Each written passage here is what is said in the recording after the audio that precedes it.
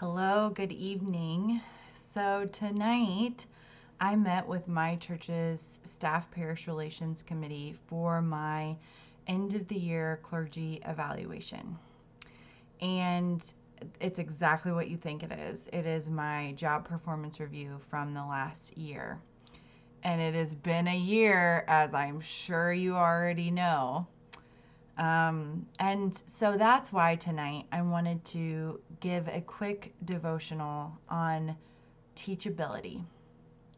And my question for all of you is if you have a spirit of teachability or if you have a spirit of pride and kind of a know-it-all attitude.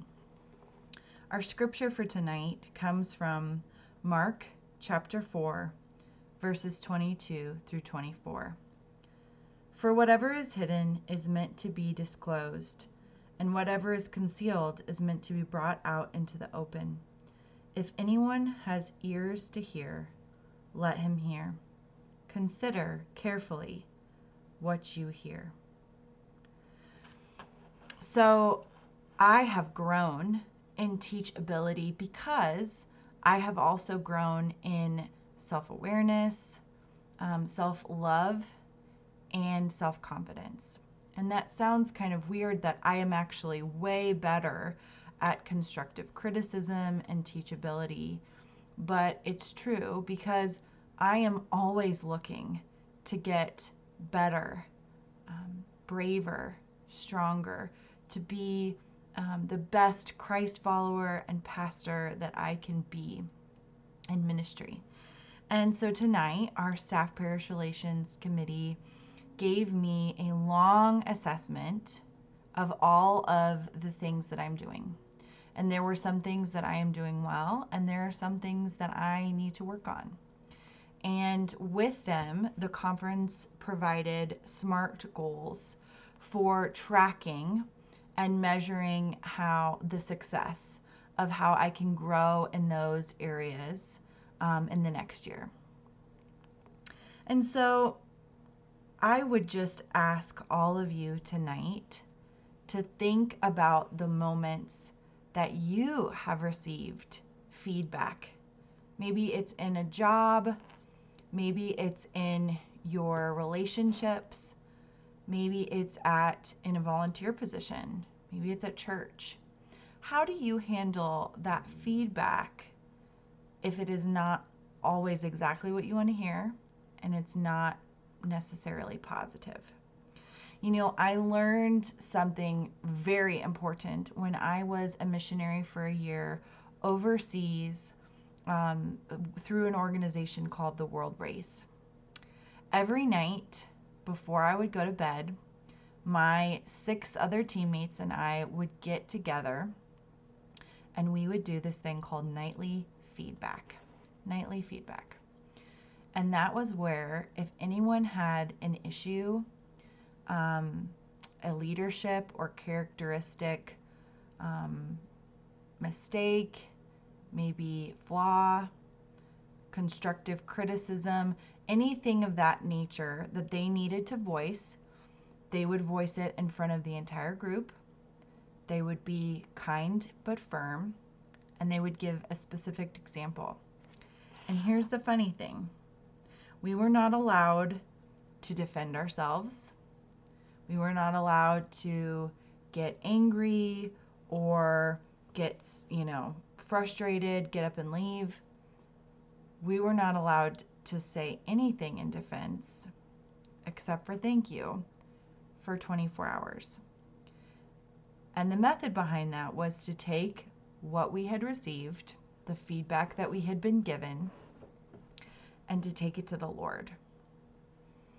And oh my gosh, is that one of the most important lessons I have ever learned.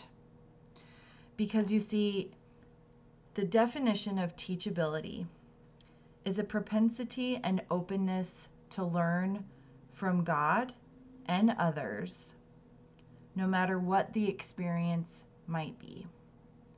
If we want to become lifelong learners and we want to continue to grow and get better, be better friends, be better spouses, be better siblings, be better leaders and teachers, be better community members. Whatever we are, be better Christ followers. We have got to have a spirit of teachability. We just do. And part of that is a spirit of humility. So I would have so many nights on the world race where I would be so frustrated and mad, and I'd want to defend myself, and I'd want my ego or my pride to get in the way of the feedback that my teammate had given me. But 9.5 times out of 10, I would take that 24 hours without being snappy, making a rash comment or response, take that to the Lord, and I would come back the next day and say, you know what, you're right. That was something I shouldn't have been doing. That was something outside of my character. I am better than that. I wasn't acting in grace. I wasn't acting the way that I should have been. I reflected, and I am open to the teachability that you have presented to me.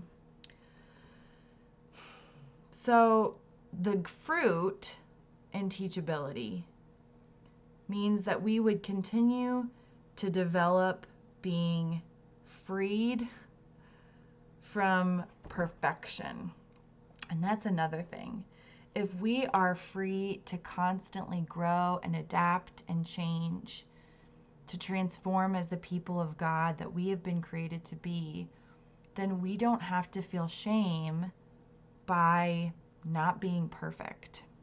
We can accept those teachable moments in our life as just that, part of life, and realize that they actually grow us and shape us and strengthen us more than those perfection moments ever did.